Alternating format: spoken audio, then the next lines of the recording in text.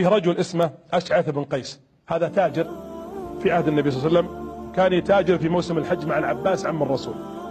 العباس كانوا في الحج والنبي صلى الله عليه وسلم كان في منى، ويبيع هو العباس هذا أشعث يتقاسمون فلوسهم، يعطيه وياه يحسب وياه، وشوي طلع من الخيمة الرسول هو ما يعرفه وكبر الله أكبر. من هذا يا عباس؟ قال هذا محمد ابن أخي، ما عليك كمل بس. شوي طلع ولد صغير وكبر خلفه، قالوا هذا من؟ الغلام اللي يصلي خلفه. قال هذا علي بن ابي طالب ولد اخوي بعد الثاني. شوي طلعت حرمه كبرت، قال هذه من؟ قال هذه زوجته خديجه. يقول فجلس ينظر العباس واشعث هذا والاربعه هؤلاء او الثلاثه يصلون. قالوا ماذا يفعلون؟ قال انهم يصلون. قال ليش يصلون؟ قال يزعم انه نبي وأنه سيملك كنوز كسرى وقيصر. قال أتظن ذلك؟ سكت العباس. يقول جلست أشعث أناظر فيه متعجب. قال له العباس تبغاني يعني أكلمه أن تجلس معه تكلمه، تبغى أتوسط لك تقعد أنت وياه؟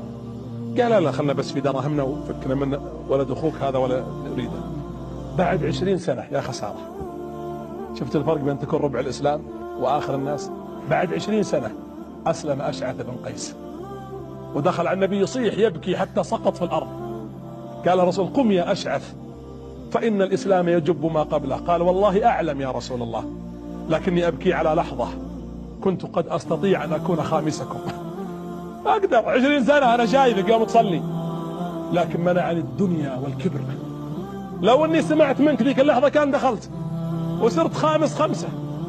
الحين عقب 20 سنة أسلمت الناس وأفلحت وفتحت مكة، أنا أعرف أن الإسلام يجب ما قبله، لكن تمنيت أنا أبكي لأن العمر فاتني. وهو يقول أشهد أن لا إله إلا الله وأنك رسول الله. أخ أو تف عليك يا أشعث، يقول عن نفسه لم تلحق بمحمد من ذلك الزمان. يقول ليش؟ فرصة تجيك وتضيعها، وهذه اللي أنا أقولها لكم.